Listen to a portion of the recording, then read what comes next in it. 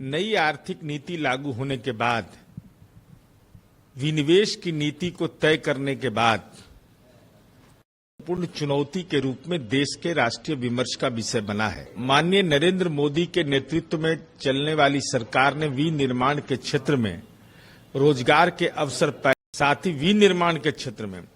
तो अब विपक्ष के लोग इस सवाल को अगर उठा रहे हैं तो हम उनसे यह जानना चाहते हैं कि बिहार में जैसे जनसंख्या घनत्व के राज्य में, चाहे वह छात्र शिक्षक अनुपात का मामला हो, बेटियों को पुलिस बल में हिस्सेदारी का मामला हो या रोजगार के विभिन्न क्षेत्र हों, उन तमाम क्षेत्रों में बिहार के आंकड़े निकाल करके देख ले, कांग्रेस शासित प्रदेश और इंडिया गठबंधन के लोग राजनीतिक रूप से लज्जित हो जाएंगे कि बिहार ने इतना शानदार और जानदार काम रोजगार के क्षेत्र में कैसे किया।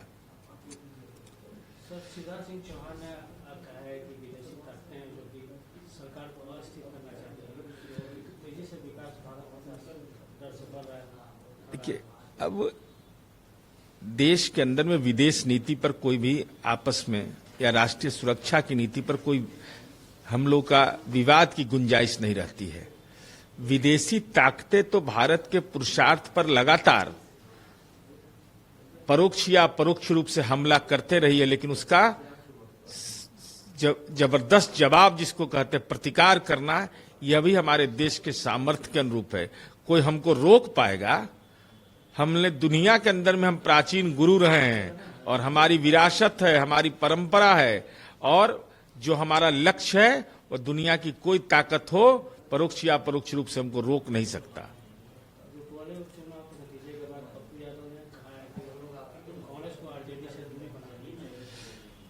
माननीय पप्पू यादव जी निर्दलीय सांसद हुए, उन्होंने माननीय बीमा भारती जी का समर्थन किया और उसकी कीमत यह निकली कि वह तीसरे नंबर पर खड़ी हो गई।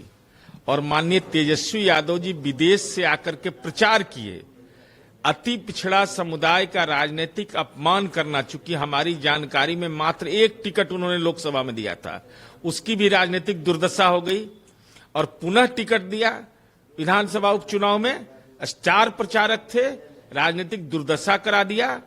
तो अब कांग्रेस पार्टी तो धर्मनिरपेक्षता के नाम पर एक भ्रष्टाचारी के सामने, जिसको पटना में 43 बीघा 12 कट्ठा 16 धुर जमीन हो, उसके सामने साष्टांग दंडवत है।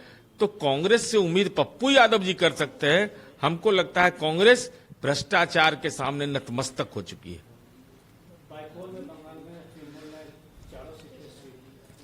देखिए, बंगाल में जो तृणमूल कांग्रेस ने 4 सीटों पर जीत हासिल किया है, तो निश्चित रूप से जनता का जनादेश है। लेकिन इसके लिए कांग्रेस पार्टी अगर इसका श्रेय ले रही है तो 3 में न 13 में आपसे समर्थन भी ममता बनर्जी जी ने मांगा। तो इंडी गठबंधन के घटक दल अगर इसको अपनी जीत मान रहे हैं तो आपसे समर्थन मांगा ही नहीं तो बेचैन आत्मा की तरह तड़पते रहिए। यह जीत टीएमसी की जीत मानी जाएगी।